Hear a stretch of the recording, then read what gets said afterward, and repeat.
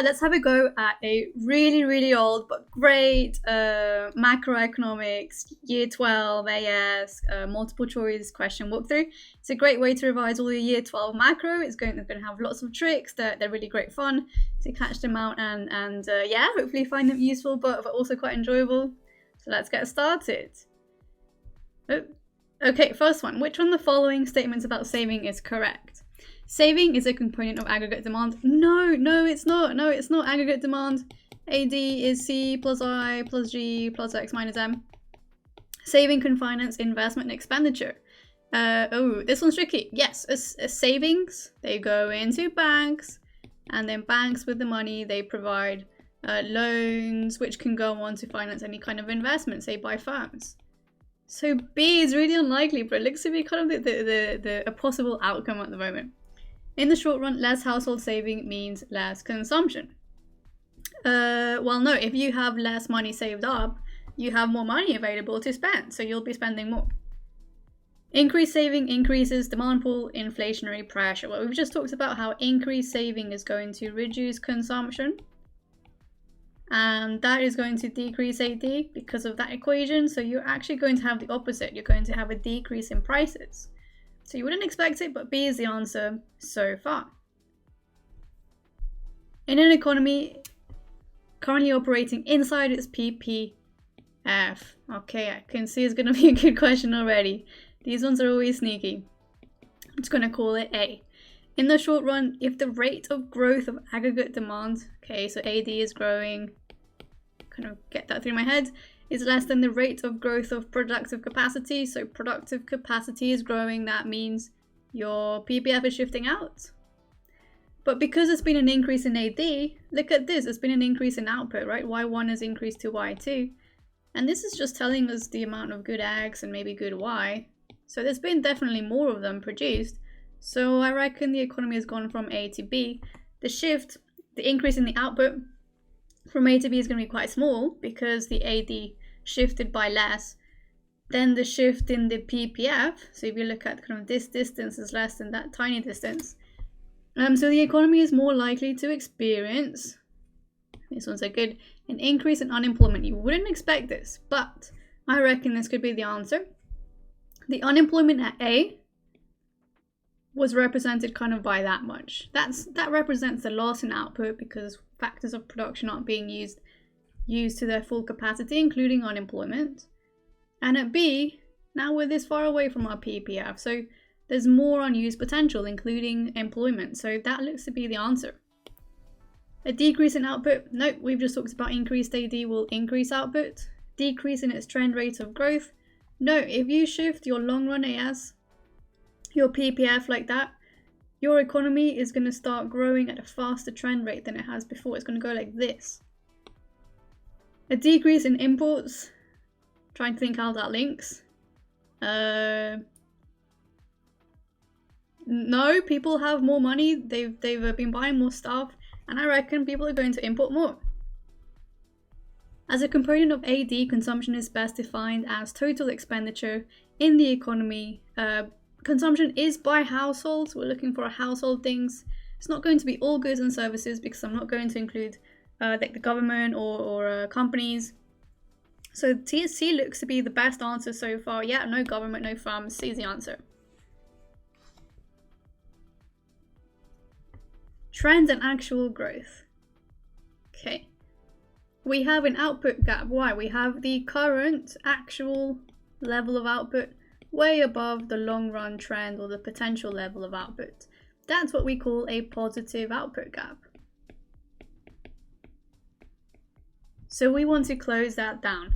So we want to, in other words, shrink the economy away from X. We want to get it smaller. So which of these shrinks the economy? An increase in interest rate, higher interest rates, is going to encourage more saving, less consumption, because it's more expensive to take out loans. And as a result, the economy is going to shrink. There's going to be less AD, and that seems like it's going to be the answer.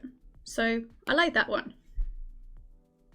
Fall in the exchange rate, I personally try and skip these. It involves a little bit more thinking. Fall in the exchange rate, you're talking about a depreciation. Depreciations make exports cheaper, imports more expensive. So you should get more X minus M. So you would actually end up growing faster. Cuts in income taxes means people have more money, so there's more AD. Increase in government spending, again, more AD. Which of the following is most likely to shift the short-run AS curve to the right? To shift that right, we're looking for a decrease in costs of production. So we're looking for something that means there's been a fall in average costs of production. And a fall in wages looks like a good option. There's less wage costs, there'll be lower costs of production for the firm.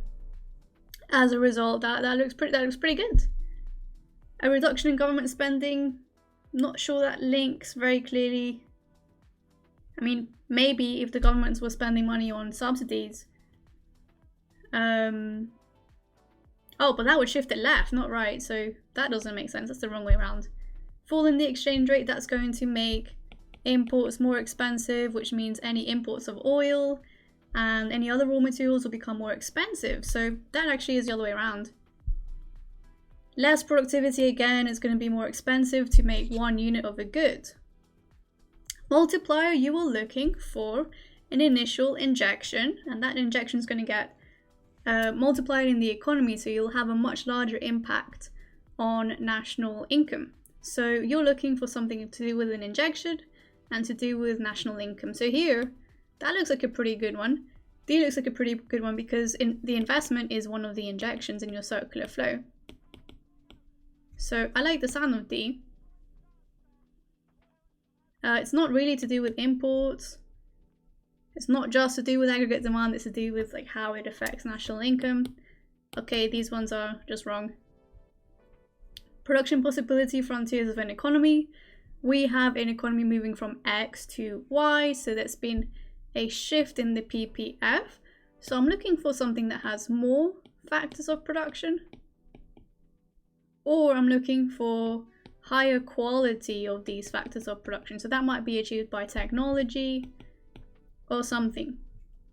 So I am looking, it has to be must indicate, so I'm trying to avoid any kind of doubt. So I'm going for those easy ones first.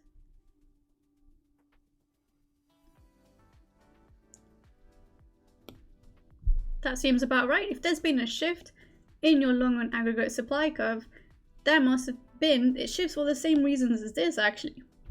There must have been more factors of production or a higher quality of them. So I think that's the answer.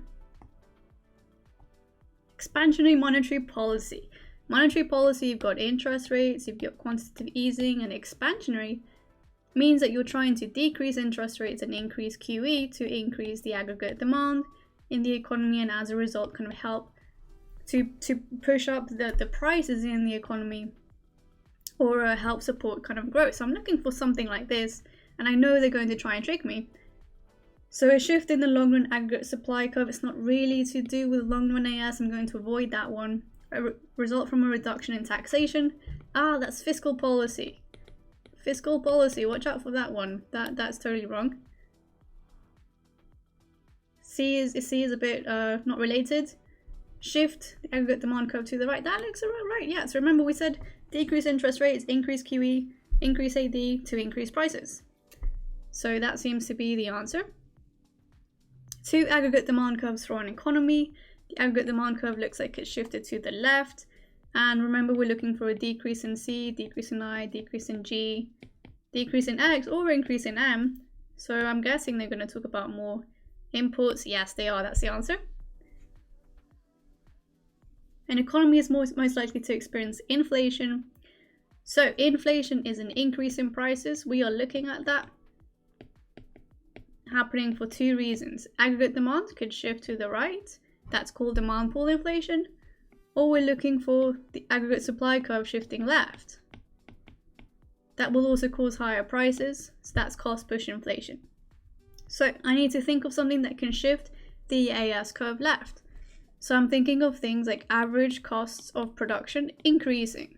So anything like more taxes, higher wages, higher raw material prices, including oil prices. Or I'm looking for more consumption, more investment, all these kinds of G, more X, and less M. So aggregate supply increases at a faster rate than aggregate demand. No, we want aggregate supply to shift left, so that sounds probably unlikely. Country runs a balance of trade deficit. A balance of trade deficit means your X is higher than your M. And it's also in full employment, so this is quite interesting. In other words, they're saying is there's lots of X minus M in the country. If there's lots of X minus M, it looks like there'll be lots of AD. And then if there's lots of AAD, whoops, got that completely wrong around. Read that one the wrong way around. Trade deficit means the other way around. Trade deficit M greater than X, that's going to decrease your AD, and that will help keep prices quite low. That's the wrong way around. Aggregate demand is increased when the economy is on its production possibility frontier. But yes, if it's on its production possibility frontier, it's on the potential of the economy. It's on the full potential of the economy. Imagine that's your AS, your long run AS. It's on there, it can't have any more output. So if you increase AD, there's no increase in output, but just the increase in prices. So that sounds definitely like it would cause demand pull inflation. And it's also right, because we know that one of the causes of inflation is increased AD, and here we go. A rise in the level of domestic investment will most likely result from a rise in current account deficit. Means you're importing more than you're exporting. I think that doesn't really attract much investment into the UK because the UK companies aren't doing so well. So I'm thinking that's quite unlikely. A rise in interest rates could possibly attract more savings into the country, but that's not really domestic investment. Higher interest rates is going to make borrowing more expensive, so people are going to take out fewer loans, and that's going to finance fewer businesses that want to start up or capital that wants to be bought. So that seems really unlikely too. And yeah, higher company profits. If people have more profits, then they're going to use that money to reinvest and grow their company. Sustained rise in the exchange rate. So we are talking about an appreciation. If there's an appreciation, if there's a price of the pound going up, that's going to mean the price of exports is going to increase to other countries, and the price of imports is going to decrease in pounds. So all this together, we should get a reduction in X minus M, which should decrease AD. And so we're looking for not inflation. We're actually decreasing AD. So if I kind of draw a picture of this, we're going to decrease output. If there's decreased output, there'll be less demand for people, so working. So I think the answer is B. It's not going to increase economic growth. We know that economic growth has fallen, and international competitiveness will get worse because our exports are getting more expensive. So changing the CPI index from 2007 to 2008. So I'm going to use my calculator to work out the rate of inflation. The way I do it, just work out the percentage change. So take your CPI in 2008 minus the CPI in 2007, divided by the original, which is the CPI in 2007, multiply it by 100. So 210 minus 200 divided by 200 times by 100. And I think this gives you a 5% increase in prices. CPI index measures inflation, so there's been a 5% inflation rate. Of course, I'm not going to phrase it in that way. It's going to try and trick us. So A, the purchasing power of money fell by 5%. That sounds about right. If there's inflation, everything's more expensive and your money can buy less goods as a result, and it's 5%, that lines up with the rate of inflation that I've got. I know it's not B or C because they were about 10. And standard of living increase, no, it would decrease. If things are more expensive, you can buy fewer stuff. Contractionary fiscal policy, so you're looking for something like higher taxation and decreased government spending. And reduction in the exchange rate, this is a monetary policy. Monetary policy. And yeah, whenever you kind of hear that word monetary policy and it asks you about fiscal policy, just ignore it, even though it might work. A reduction in the supply of monetary policy. That one's monetary policy. Higher monetary policy. Increasing the government budget surplus. Okay. Budget surplus means there's more tax revenue than government spending. So why would that have increased? Either there's more T or there's less G, which is contractionary fiscal policy. We have an economy in equilibrium at point E, and we need to change it to F. So we need to shift the AD to the right and the long run AS to the right. So I'm looking for some kind of supply side policy that's probably been fairly expensive, because I reckon there's been an increase in government spending, which has caused the increase in AD. But I don't know for sure. So let's take a look at some expensive supply side policy. Yeah, that looks about right. That's going to cause, if you invest in more infrastructure, there's more potential, productive potential in the economy. Retraining, if people have the right kinds of skills, that's also going to increase the skill level and the potential in the economy. Interest rates and unemployment benefits, this looks like it would affect more of AD. Exchange rate and AD stuff, monetary policy generally affects AD only. Measures to encourage emigration, that's leaving the country. If more people leave the country, there's a decrease in your factors of production, which is actually going to shift your long run AS the wrong way around. So that's, all of these ones are wrong. The UK steel industry pays for its imports in dollars. Okay, this question, right? This is not going to take one minute. Imports in dollars. So the price of imports are going to be in dollars.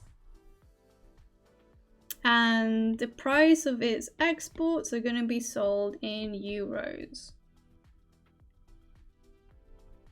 Okay, so the rule is, if you're in the UK and you have to sell your goods in euros, ideally you want to be able to sell a lot of exports. And it doesn't really, so ideally the price of exports in euros is quite low. The UK price could still be okay, but the euro price, we want that to be as low as possible. That way we'll sell more exports. So I'm looking for something that means that the UK pound is weak. Can buy very, very, very few euros. So I'm looking for something like this. And right, to buy imports, we want these imports to be really cheap in dollars. So we want the price of imports to be really, really, really, really cheap. And one way to do that is to make the pound really, really, really good at buying dollars. So I think A is the answer. That's a really sneaky question. A negative output gap is kind of another word for like a recession or a depression. So if it's growing, this recession is getting worse, maybe turning into a depression. So we want to prevent that from happening. Okay, so this is like a trade cycle thing. So right now, you know, I don't know, imagine that the economy is at A and it's looking to get towards a B, and we want to prevent that from happening. So we need to manage the business cycle. And one way we can do that is to increase AD. So I'm going to look for things that can increase AD. And raising interest rates is not going to raise, it's not going to raise AD, it's going to harm AD, because things become more expensive, loans become more expensive, and people start saving more. So that is the wrong way around. Government taking action to increase the exchange rate. If the exchange rate of the pound increases, that means our exports actually increase in price, so we're going to sell fewer. And if we sell fewer, our AD won't increase. An increase in government expenditure accompanied by a growing budget. Okay, this is good, this is good. Increased government spending, and then we've got growing budget deficit. So we've got more government spending, less taxation. Less taxation means more consumption. These are good, these are all going to increase AD. I like the sound of C. The implementation of supply side policies, this is more long-term thing. We need short-term action in the next 2 years. I don't like the sound of that one. A cut in interest rates. Right, if you decrease interest rates, if you decrease interest rate, you should increase your consumption. And if you decrease your consumption, if you increase your consumption, you should decrease your savings. So I'm looking for decreased savings. Let me circle that and ignore the other bits.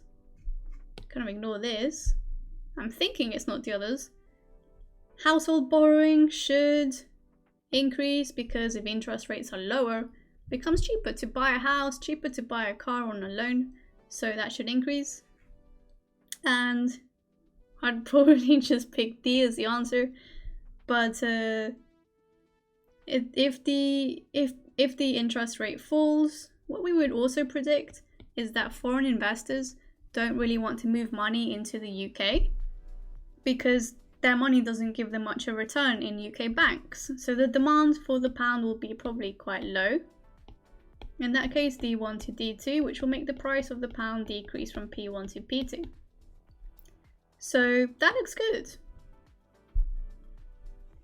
Structural unemployment is likely to be caused by not recessions. No, this is not a short-term cyclical thing. This is typically because there's a fundamental change in what kind of labor is needed in the economy. So it looks to be D, the answer. People having the wrong set of skills, such as because of deindustrialization or because of the shift to online working. Which of the following is most likely to increase an economy's underlying trend rate of growth? So this question is talking about this bit. Remember when you have your boom and bust cycle and you're plotting time and GDP? We are talking about this bit there. So we want to increase that. So that means kind of doing something like this. Help the economy move on this new, faster path of growth. And that is really determined by where your long run AS is. So anything that shifts your long run AS will shift that. So you're looking for increased factors of production or increased quality of those factors of production. So that looks to be the answer.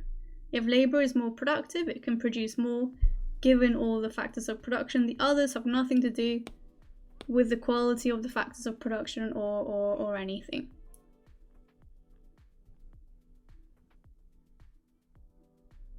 Okay, ADAS, and we're looking at the economy starting at point E. Let me draw my point E. And there's a 10% increase in oil prices. So I reckon, is this for the UK? Yes, for the UK economy. So we import more oil than we export. So if oil prices increase, that means the price of our imports is increasing. That means firms' average cost of production increase. So then I'm looking for a shift left of the short run AS. So I'm going to just cancel this one out to just remind me it's going to be on the other one. At the same time, exports increase by 10%. Okay, so if X increases, we're looking for an increase in AD. And we will also be looking, this is tricky because there's an increase in oil prices, M should increase. But I reckon here's where the trick is. Because like, we'll be spending more money on imports because oil has increased in price, but it's only increased by 10%. And oil is kind of inelastic, so maybe our imports increase by 8, maybe by 7, maybe by 6, but it won't probably be 10. So if AD is increasing by 10 for this other factor, and the oil has resulted in an increase in M by 8, there will still be a net increase in AD.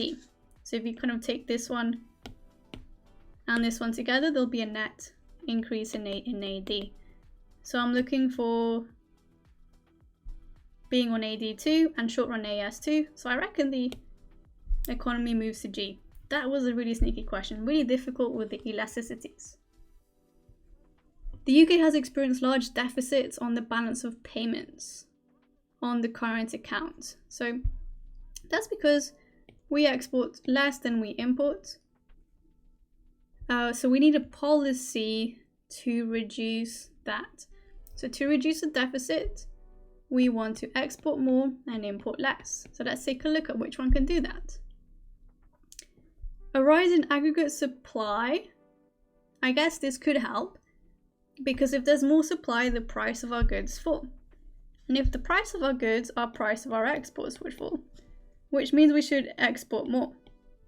So this seems like a possible answer to help reduce the deficit. So I would say this would probably kind of help, which means it's not actually the answer. If you watch out for this question, it's least likely to reduce a deficit. So I'm going to cross this out for now. I think it's really unlikely. A rise in the exchange rate. So if the exchange rate increases, so if the price of the pound increases, that's going to make exports more expensive and the price of imports cheaper. So we're going to, yeah, I think that sounds like the answer, because if exports are more expensive, we will export less, and if imports are cheaper, we will import more, which means that we are going to get into a worse deficit, because if X keeps falling and it's already lower than M, that's, you know, it's getting worse. So that's the answer. So watch out with the negatives, least likely to work. So A worked, which means it's not the answer. So B looks like the one. Which of the following statements relating to monetary policy is correct?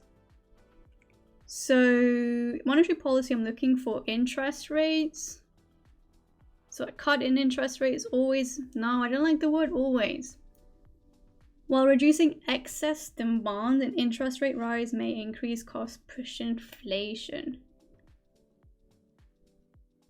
I mean, guess that could be the answer. I don't really know what excess demand means. I'm gonna probably skip that one, but I mean, it's possible, because interest rates increase, you are going to discourage consumption and increase saving, which means you will decrease AD, so that will reduce excess demand. I'm not so sure what that means in this context. And at the same time, the increased interest rate will mean for any company that already has significant loans, these loans are now going to get more expensive. So that will increase their average cost of production, and we know that that will then shift your AS curve to the left, and when that happens, AS curve shifts to the left, you will end up with higher price level. So I don't know about this one. I think it's okay. Interest rate changes have no effect on aggregate supply. Untrue. They will have some effect. I don't like these absolute words. It's not likely that they're true.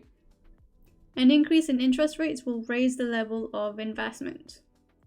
No, not it becomes more expensive to take out a loan to grow your business or something. So I think that means that B is the answer. We have a table with exchange rates, and what do we have? We have increasing.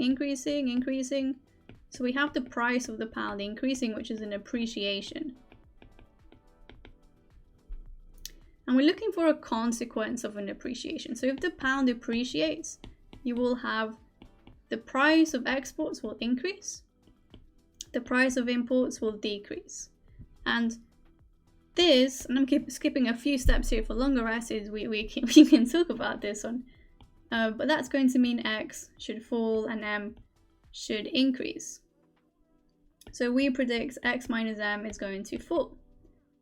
And if X minus M falls, AD falls, and that's going to mean lower prices, lower growth, that kind of thing. So A seems to be like a good bet. There's less inflation because the prices have decreased. Price of imports has increased. Now I'm predicting the opposite. Balance of payments has improved. Well, this X minus M thing is going to get worse. There was growth in employment. No, because there's less growth, there'll probably be bad situations for employment. When there is full employment in advantage of supply side policies. Aha, yeah, so this is talking about an economy that's already on its potential. So I'm going to call that Y1. And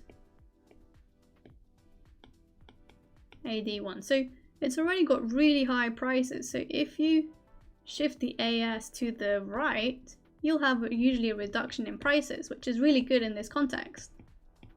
And you'll also be able to grow the economy a bit. So I'm looking for something to do with lower prices or increased growth. So D looks like the answer. The other ones seem okay, maybe possible, but this is like the clearest one. So I hope that was enjoyable. I hope you learned a lot, and you also caught some of the questions out when they were trying to trick you. I'll hopefully do some more of these, so let me know in the comments if you like these videos, if you like the style, and yeah, keep up the motivation and see you next time. Bye!